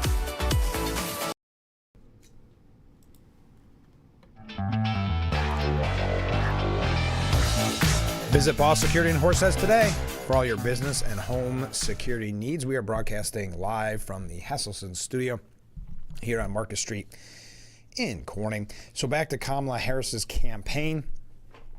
Senior advisors who worked with Harris's campaign have now admitted that the vice president had no pathway to victory. This was on a podcast called Pod Save America. Several campaign advisors to the Harris campaign shared some hard truths after the election. Quote, "We were hopeful. I don't know how optimistic we were, but we thought, okay, this is tied. And if a couple things break our way, we could win," David Plouffe, senior advisor to the campaign, said.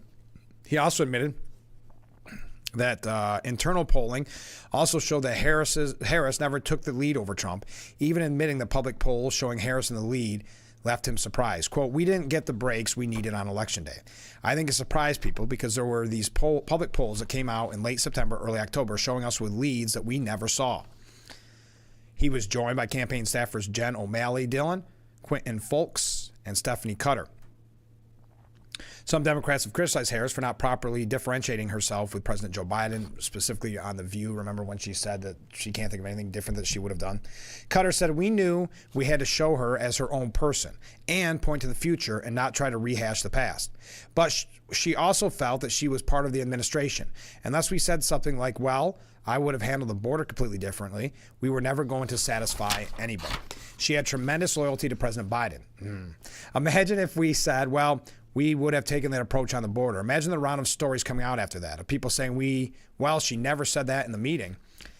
I ultimately don't believe that this was about the issue of trans, and that was something that we brought up earlier. I think it was that it made her seem out of touch. It was sort of a pseudo-economic ad underneath it, because he was saying, you're going to pay for it with taxpayer money. We tested a ton of responses to this. Remember, all those tests cost money, folks. We tested a ton of responses to this, direct responses, and none of them ever tested as well as basically her talking about what she would do, the future, the type of president she would be. If we spent the entire race pushing back on immigration attacks or crime attacks and pushing back against trans attacks, at what point are we bringing Trump down and or introducing the vice president on her own terms? We're playing on their field.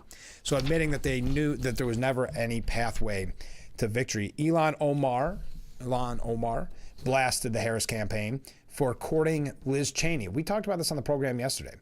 This idea that all of a sudden Harris was going around on tour with Liz Cheney when her party was the party that hated the Cheneys. That I didn't think it would. I understand she was trying to win over maybe some more moderate Republicans that didn't like Trump, but she was alienating her core base, something that they didn't keep in mind. So controversial squad member, Representative Ilhan Omar, explained where she thinks the Democrat presidential ticket of Vice President Kamala Harris and Governor Tim Walz went wrong. And that was their embrace of Liz Cheney and Liz Cheney's father, Dick Cheney's endorsement, calling it a huge misstep. The uncommitted movement seized on that as well, which did actually have quite some power in Michigan. You have the one name for my generation and generations younger than me that is synonymous with war, Omar said, and that is Cheney. It does say something about where your priorities are, even if those are not your priorities. I think the personal touch for that community made the difference. We could have had that personal touch.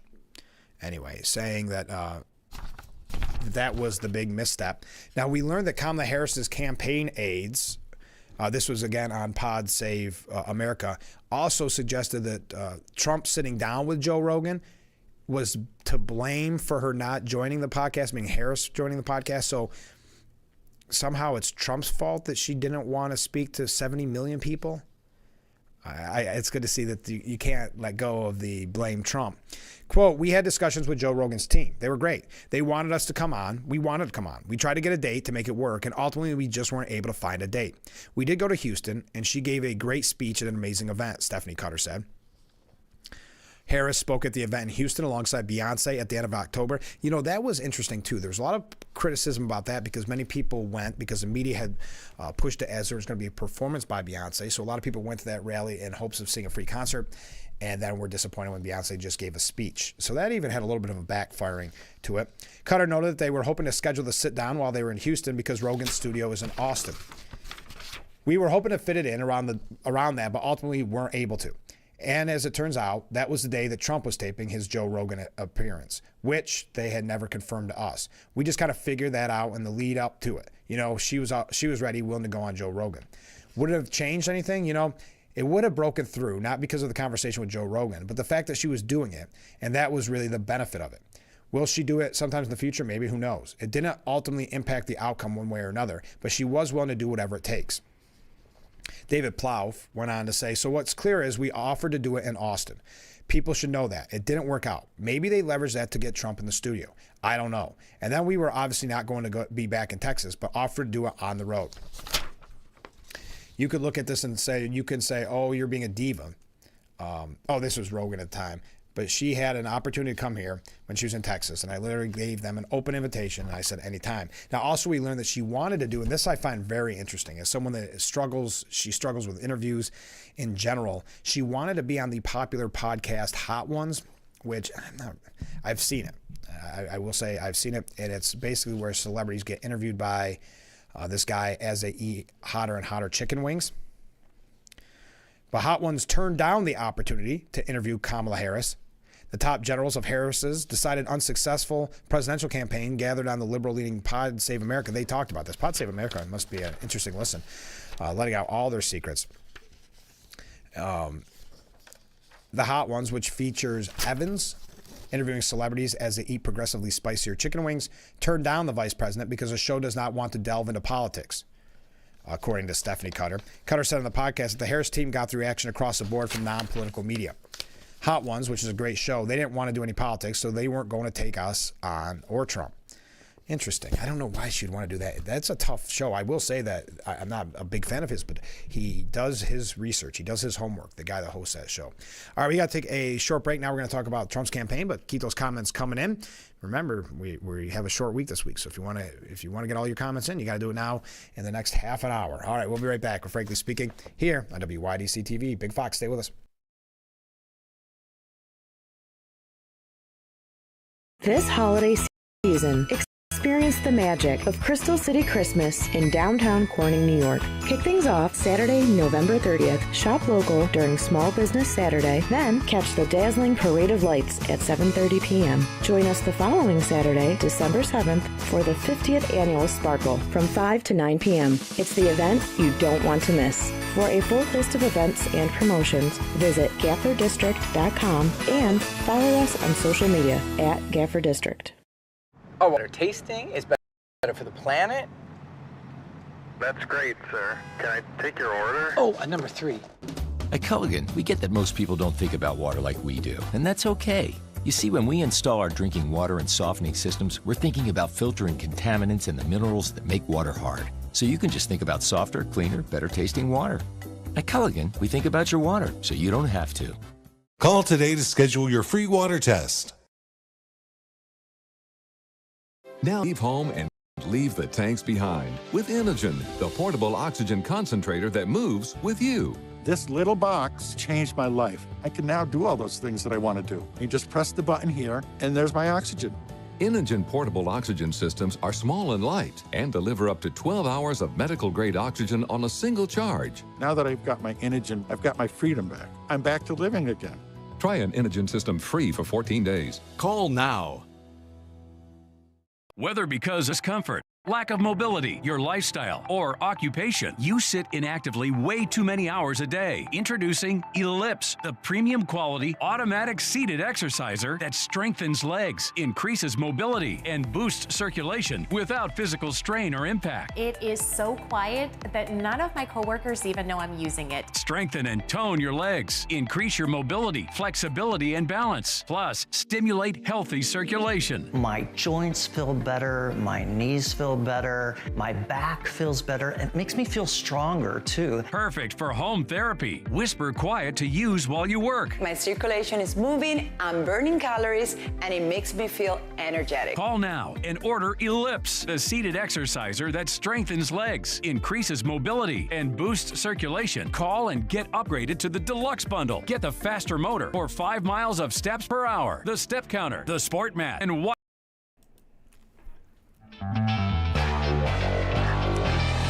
Bill Frankly speaking, Roof Cam brought to you by Boss Security in Horseheads. Contact them today for all your business and home security needs. Welcome back as we broadcast live from the Hesselson studio here on Market Street in Corning. Let's go to some viewer comments. I wonder if Harris was referring to, or at least meant to include, those anti-Semitic college geniuses when she said those who love our country. Interesting point. Boy, they played to that group. That's what Ilhan Omar was talking about, that uncommitted group. Okay, continuing. Good morning. Good morning. I'm thinking that $1.5 billion would have been better served reducing our national debt. Yeah, or I know I mentioned this yesterday. Listen, there's a lot of better usage than what Harris used it on. But I will say, think of the money that they spent, and then they unceremoniously fired and laid off with no warning DNC staffers just recently, even though they are represented by a union. No severance, no notice, were laid off. Think of the money if they just put a million of that aside, that those staffers would have been just fine. Okay, next up. Qatar and the like just don't realize that the Democrats lost all that they had because they have single-handedly almost destroyed America. They were just completely out of touch in how they were speaking to Americans who were struggling. Again, if I'm struggling to put money on my table, am I impressed that you have a performer at your, whoever, Beyonce at your rally when I couldn't afford a Beyonce ticket for a concert if I had to? If it was the last thing I had to do? It's completely out of touch. Another comment from a viewer, and this is a great question. Now, will there be any consequences or charges for the actions taken against Sheriff Allard by Steuben County? $200,000 could have given a boost to many struggling families in Steuben County or towards so many needed projects like roads, rural internet, etc. Seems someone should be fired. Thank you for your comment, viewer. We are going to be talking with Sheriff Allard on Wednesday. During the Steuben Senior Services Fund section of our program. We're going to have him for nearly the whole hour on Wednesday at 7. With the holidays, I could have asked him to be on sooner, but I didn't think you would mind if we waited till we got a little settled in and after the holiday. So that will be on Wednesday. But yes, we broke that story to you yesterday, well before any other outlets, and it's vindication for the sheriff. I think many of us following the story closely felt it would turn out this way. But every day that ticked by, the more it cost for taxpayers, and to look at nearly $200,000 used on a case that really no one quite understood the motivation or the reasoning behind what they were doing to the sheriff. That was something that no one could really ever quite describe to me, what the reasoning ultimately was or how this benefited Steuben County taxpayers. Now we know. Not only did it not benefit Steuben County taxpayers, it cost us at least $200,000. And we'll find out what kind of ramifications are coming from this when we talk to the sheriff on Wednesday. What kind of consequences will be brought to the county? I'm sure there's going to be some. And something like this does not go unnoticed. And maybe it is to the point of this viewer. Maybe it's some of the legislator, someone challenging them, running against them. I don't know what the consequences will be, but we will talk to the sheriff about that on Wednesday. Trump's approval rating, and we always talk about the popularity of Sheriff Allard, so that's my segue there. Trump's approval rating jumps in the post-election poll, while Biden's figures sink to a 4-year low. Now, I wonder if there's a backlash on Biden.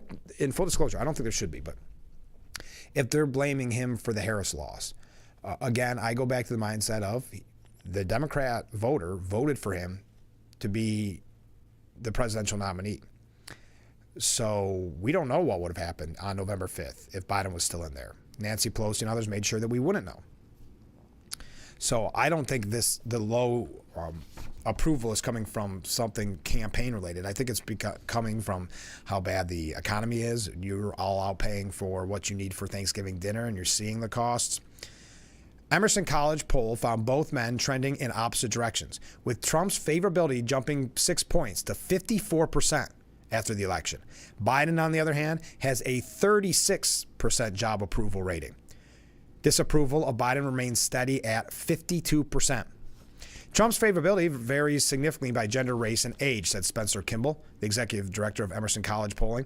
Trump's strongest age cohort is among voters 40 to 59, with 60% viewing him favorably, compared to 48% among those over 70. I don't want to get into reading all the numbers, but just interesting. Trump's approval ratings jump in the post-election poll, where Biden sink to a 4-year low. Now, when we come back, I have a second. Where do I want to go from here?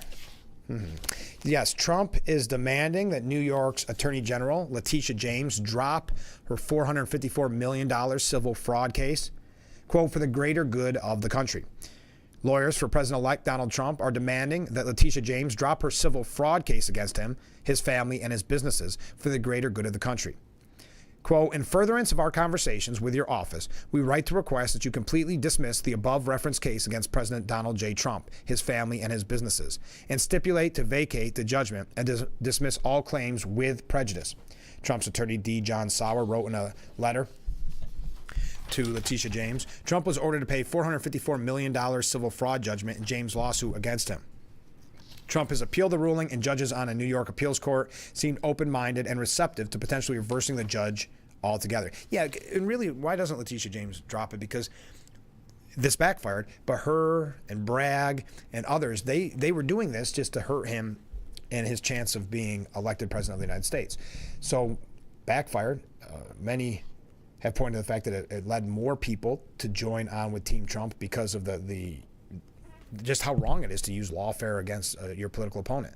So, and let's face it, Letitia James ran for Attorney General by saying that she was going to go after Trump. So it left a bad taste in a lot of people's mouths. So it actually ended up benefiting Trump in numerous instances. So now that that's all over, drop it. Sauer pointed to Trump's historic election victory, saying President Trump has called for our nation's partisan strife to end and for the contending factions to join together for the greater good of the country. This call for unity extends to the legal onslaught against him and his family that permeated the most recent election cycle. He called the cases against Trump been a flashpoint of national partisan division. as counsel for President Trump in this appeal, and now as his nominee for Solicitor General of the United States, I've had the opportunity to experience this partisan division personally, and I strongly believe that it is necessary for the health of our republic for the strife and lawfare to end. You now have the singular opportunity to help cure this division. I don't know. We'll see. We'll see where that leads. Trump demanding Letitia James drop the $454 million civil fraud case for the greater good of the country. We've got to take a short break. Stay with us. This is Frankly Speaking here on WYDC TV. Big Fox will be right back.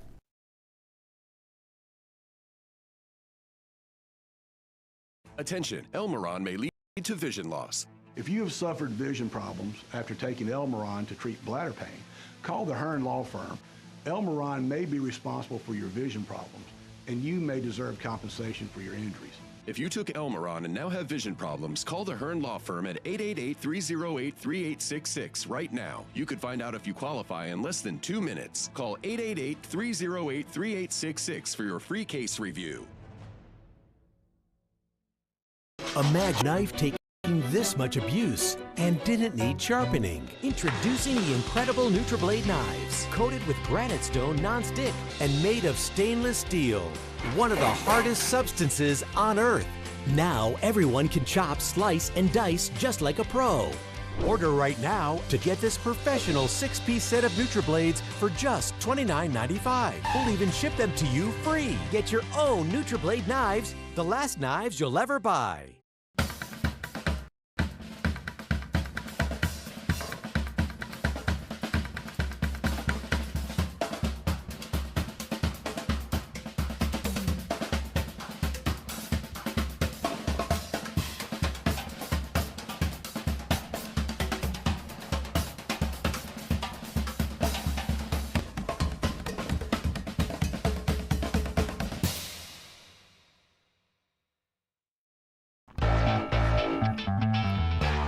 Visit Boss Security in Horseheads today for all your business and home security needs. We are back with Frankly Speaking, broadcasting live from the Hesselson studio. I turn that down. I'm your host, Frank Acom, and we have so many comments to read from viewers. Hey, should I go back to the main screen? Any of the lawfare has no effect anymore, so therefore they will slowly phase it out. Thank you very much. Another comment from a viewer. Happy Thanksgiving, Frank. Hope you and yours have a great holiday. Same goes to you. Thank you so much. Another comment from a different viewer. Frank, I'm looking forward to your star-studded lineup next week. Of course, led by the brightest star. Oh, hey, how nice is that? Wishing you and your staff and sponsors a very happy Thanksgiving. Well, that's very kind of you, and a happy Thanksgiving to you and everybody tuning in today and any day. Thank you so much for letting us be a part of your morning. I hope that you have a great Thanksgiving tomorrow. Take it all in, no matter what they say on The View and no matter what they say on the MSNBCs and CNN of the world, spend some time with your loved ones, no matter who they voted for. Take it all in. We've got a lot to be thankful for. And to segue into who we're having on the show next week, thanks to that viewer's comment, I think this gentleman has more to be thankful about this year. And that's Sheriff Allard, who will be joining us on Wednesday. On Thursday, former congressman and assemblyman-elect. It's the first time talking to him since Election Day, which is hard to believe, other than talking to him quickly to congratulate him on his victory. Interesting that we haven't had a chance to... The last time we talked, it was not President-elect Donald Trump. We'll be talking with Joe on Thursday, and then on Friday, we'll be talking with... Well, it's Fridays, Phil Fridays, Assemblyman Phil Palmisano. So yes, very busy week next week during the Steuben Senior Services Fund section of our program. And don't forget, coming up on December the 13th, and we're going to have a big announcement about this next week, but on December 13th, the Salvation Army Telethon, the second annual Salvation Army Telethon. We already got great music in the works, some entertainment, some fun guests. Okay, we have some other comments coming in. I'll read those after our last break. Get the last minute comments in. We're just getting ready to wrap up today's edition. A little bit more on that lawfare. Special counsel Jack Smith has ended his attempt to prosecute Trump. We know that. We brought that story to you yesterday or the day before. But in kind of a petty move, he still plans to pursue the classified documents case against the incoming commander-in-chief's 2 co-defendants. Special counsel Jack Smith noted in a Monday filing in the U.S. Court of Appeals for the 11th Circuit that his appeal of Florida federal jurist Eileen Cannon's dismissal of the case will continue with regards to Trump's longtime personal aide, Walt Nada, and Mar-a-Lago property manager, Carlos de Oliveira. The appeal concerning the two other defendants will continue because, unlike defendant Trump, no principle of temporary immunity applies to them. I really, Trump's just hoping that Jack Smith lasts till Inauguration Day and doesn't retire like they're speculating, because he'll be gone. Trump's border czar, guy who's becoming really popular, Tom Homan, he went after sanctuary city leaders seeking to block mass deportation, saying, don't test us. Let me be clear. There is going to be a mass deportation because we just finished a mass illegal immigration crisis on the border. He was visiting, having a Thanksgiving dinner on Tuesday in Eagle Pass, Texas, with Governor Greg Abbott. If we don't do it, what is the option? Let them stay? Because if you let them stay, you'll never fix the border. You're going to send a message to the rest of the world, enter the country illegally, which ignore a court order. We're telling the whole world it's okay to enter this country illegally. You're never going to go home. He continued, to leaders threatening to get in the way of Immigration and Customs Enforcement, Homan warned, don't cross that line.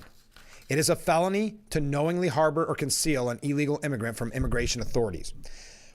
Now, one of those leaders is Denver Mayor Mike Johnson, who's trying to make a name for himself with this. He recently pledged to shield migrants in his sanctuary city from Trump's mass deportation by using local cops and 50,000 residents stationed at the county line, calling it a Tiananmen Square moment.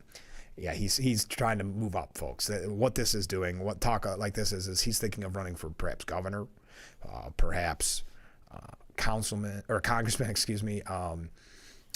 maybe senator. So using local cops, will local cops sign on to that? Will local cops say, I am going to go against the police forces as well? I don't think so. I have my doubts. Now, as to the local residents, I can't speak to them. More than us having federal agents stationed at the county line to keep them out, you would have 50,000 Denverites there. It's like the Tiananmen Square moment, right?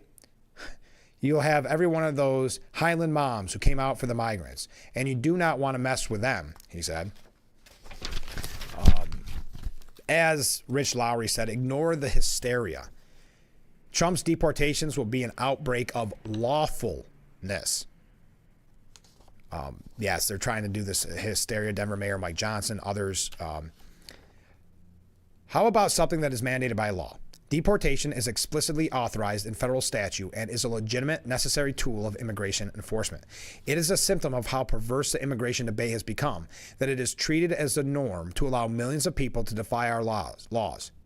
And it's a 5-alarm fire if an incoming U.S. president vows to get serious about enforcing those same laws. Yeah, by enforcing the laws, there's mass hysteria from the left, angry at Trump for enforcing the laws on the books. And if someone like Biden and Harris opens the border, that's all okay.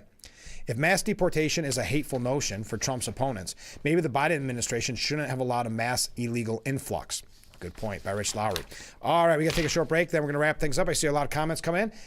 Keep them coming in. We'll be right back with Frankly Speaking here on WYDC TV. Big Fox.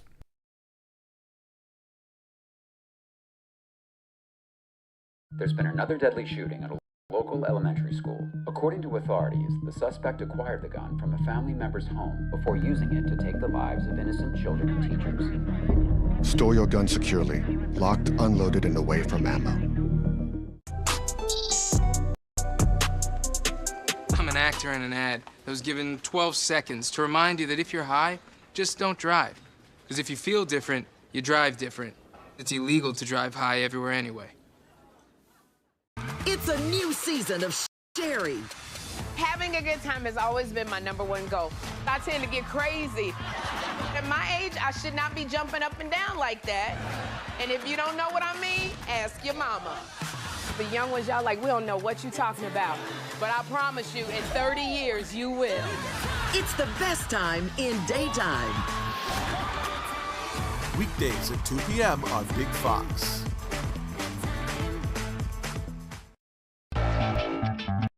Welcome to Frankly Speaking, talking to the people that affect your life, that affect all of our day-to-day lives. This is something you're not going to get anywhere else. We've got a lot to offer. There'll be a lot of news, local, regional, national, really the things that affect you. And I think you'll be glad that you tuned in. So think of it as radio on TV.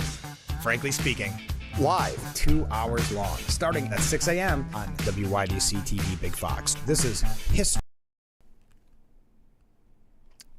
Thank you again to Boss Security in Horseheads. Contact them today for all your business and home security needs.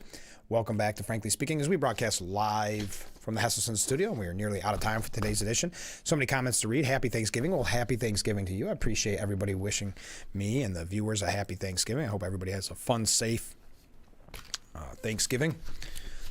Next up, Frank, happy Thanksgiving to you and your family. Well, thank you. Looking forward to next week. Well, happy Thanksgiving to you and your family. Yes, next week is going to be a great show. A lot of good guests. I'm really looking forward to hearing from Sheriff Allard in an in-depth sit-down interview. We're going to have some time together, and that's going to be fun.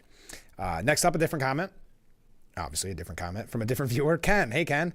Frank, as I sat here one day before Thanksgiving, listening to the things that the Harris campaign and the legacy media did and said during the lead-up to November 5th, and thinking about how all the hateful and underhanded things the Democrats have done over the past 8 years, I can't help but feel incredibly thankful for them unintentionally giving us another 4 years of a presidency that is truly working to help the American people and to make America great again. Have a great Thanksgiving, Frank. Well, thank you, Ken. I hope you and your wife and your whole family have a great Thanksgiving, and thank you for the kind words. And yes, I think it's going to be for many people a year to be extra thankful for. Oh, by the way, just because I had mentioned, I know, we got to go quick. Just because I had mentioned illegal immigration, did you see, I don't know where this comes from, Governor Hochul, our Governor Hochul said, I'll be the first to call up ICE to deport immigrants who break the law. Really? During an unrelated press conference in Queens, Hochul drew a distinction between immigrants with legal papers and those who commit crimes or are known to be criminals before they arrived here. Someone breaks the law, I'll be the first one to call up ICE and say, get them out of here. Tough talk from Governor Hochul. Hey, by the way, Trump may kick out, we're going to learn more about this, but may kick out the establishment media from the White House briefing room. This is interesting. Instead of hostile legacy media outlets, and you remember that during his last term, where you had people make a name for themselves by just attacking Trump during the briefings, even though he was an unprecedented level of transparency. Even as some Trump supporters were saying, you don't have to give the press that much time. They're attacking you nonstop. Trump could seat new media hosts such as Megyn Kelly or Joe Rogan. They revealed the plan in a podcast called Triggered with Donald Trump Jr. One of the guests inquired if Carolyn Leavitt is looking at the new press briefing room chart, if maybe it's time to reorder the chart, maybe take away some people's seats. Trump Jr. responded, we're going to break some news here. I literally had this conversation I was flying back. I was on the plane with my father. I think it was coming back from the SpaceX launch with Elon Musk last week. And we were talking about the podcast world and some of our friends, Rogan and guys like you. So that may be something in the works. So you may get the old legacy media out of there to some extent. Because why? Trump would get up there and it would just be constant attacks as if it was it was a hostile environment. What did he call them? Enemies of the people. But we are out of time for today's edition, Frankly Speaking. Again, I know it's been said all morning, but I hope that you have a great Thanksgiving. I'm thankful for you always joining us on the program all year round. Thankful for how much fun we had leading up to the election and since. We have not slowed down one bit since November 5th. So I appreciate everybody joining us this morning and every morning. So have a great Thanksgiving.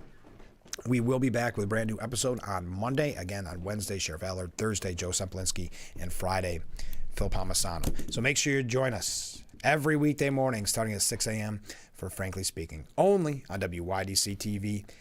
Big Fox, we will see you Monday morning, bright and early. I look forward to it already. Have a great Thanksgiving, everyone. We'll see you soon.